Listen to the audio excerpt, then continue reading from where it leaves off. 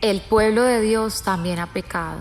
Hemos pecado con el silencio. Nunca nos levantamos a hablar por el que no podía hablar. Dejamos poner leyes en nuestro país que iban en contra de la Biblia. Nos acostumbramos a ver la violencia, nos acostumbramos a ver las violaciones. La frialdad también permeó nuestros corazones y nunca dijimos nada. Nos volvimos insensibles, terminamos aprobando lo malo, nos dejamos distraer tanto por el afán de cada día. Decíamos ser cristianos, pero no pasábamos tiempos con Dios. Nuestro cristianismo se volvió liviano. Luchábamos para congregarnos, ya la bendición nos mantenía ocupados. Dentro de la iglesia también habían fornicaciones, adulterios, hombres con problemas de pornografía. El chisme y la vanidad era el pecado favorito de la iglesia. Participábamos en conversaciones que Dios nunca estaría ahí. ¿Y qué de hablar de la ingratitud de algunos líderes que eran puestos en posiciones y puestos al lado de sus pastores para que se cumpliera el llamado?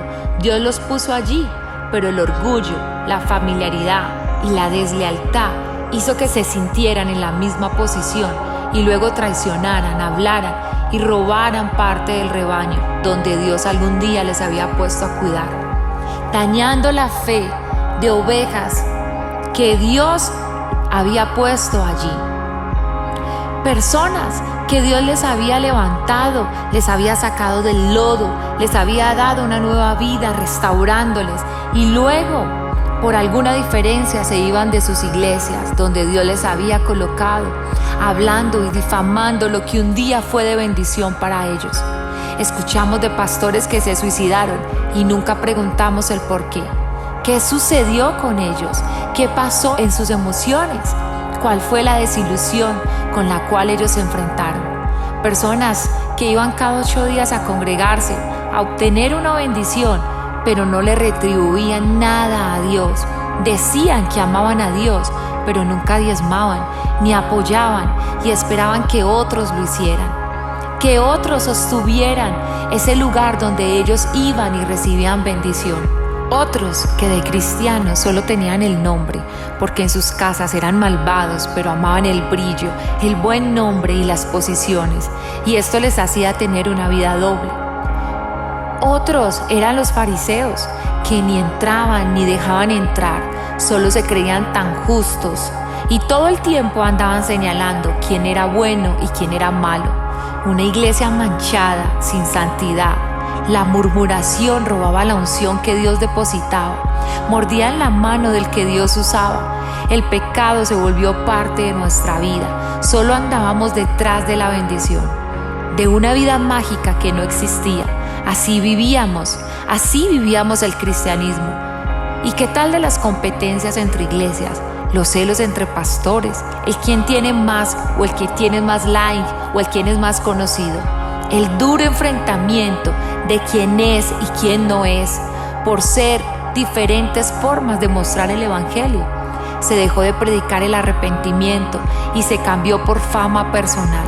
Dejaron de exaltar a Jesús para exaltarse a ellos mismos.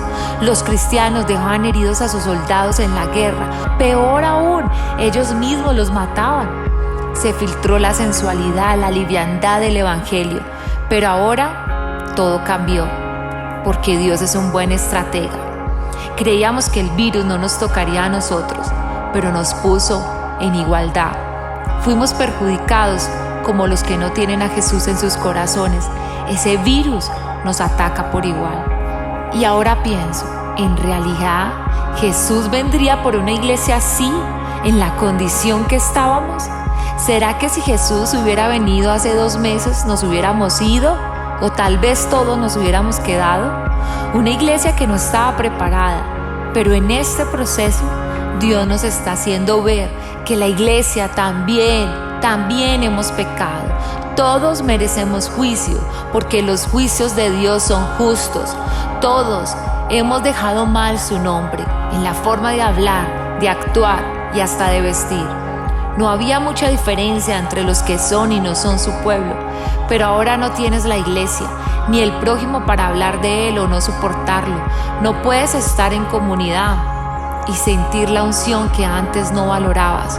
Estás en tu casa, encerrado, teniendo un encuentro contigo, descubriendo quién eres.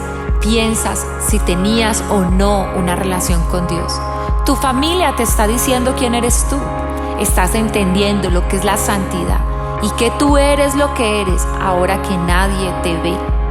Estás comprendiendo cuáles son las prioridades, sueños, motivaciones de tu corazón.